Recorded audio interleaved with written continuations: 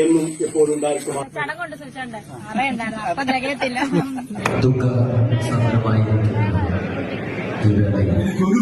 ചേട്ടൻ എത്ര പേരെ പറ്റിച്ചു? രണ്ട് കാര്യങ്ങൾ.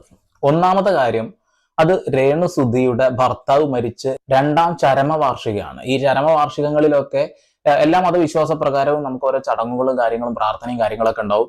അദ്ദേഹത്തിന്റെ വീട്ടിൽ ഈ പരിപാടികളൊക്കെ നടക്കുന്നുണ്ട്. പക്ഷെ അവിടേക്ക് ക്യാമറയും വടിയും കൊണ്ടൊക്കെ പിടിച്ചിട്ട് ആരെങ്കിലും വരാറുണ്ടോ? ആരും വരാറില്ല, ആരും ക്ഷണിക്കാറുമില്ല. പക്ഷെ ഇവിടെ രേണുസുധി എല്ലാവരും വിളിക്കുക, അതായത് ഒരു സന്തോഷത്തിന്റെ നിമിഷം എന്ന രീതിയിൽ തന്നെയാണ്. നിങ്ങൾ ആദ്യം ഒരു വീഡിയോ കണ്ടല്ലോ, അതിൽ അവർ കരയുന്നതാ. ആ കരയുന്നത് കഴിഞ്ഞ ദിവസം ആ ഒരു ചരമ വാർഷിക ദിനത്തിൽ വീട്ടിൽ വെച്ച. അതിന്റെ തലേ ദിവസം എല്ലാവരെയും വീട്ടിലേക്ക് ക്ഷണിക്കുന്നു വളരെ സന്തോഷത്തോടു കൂടിയിട്ട്, അപ്പം തികയില്ല എന്നൊക്കെ പറഞ്ഞുകൊണ്ട്. അടുത്ത കാര്യം എന്ന് വെച്ചിട്ടുണ്ടെങ്കിൽ, ഈ കൊല്ലം സുധി മരണപ്പെട്ട സമയത്ത് ഒരു പള്ളിയിൽ അടക്കം ചെയ്തു എന്നൊരു കാര്യം പറയുന്നുണ്ട്. പല ആളുകളും പല ചാനലുകളും ഇത് ചർച്ച ചെയ്യും.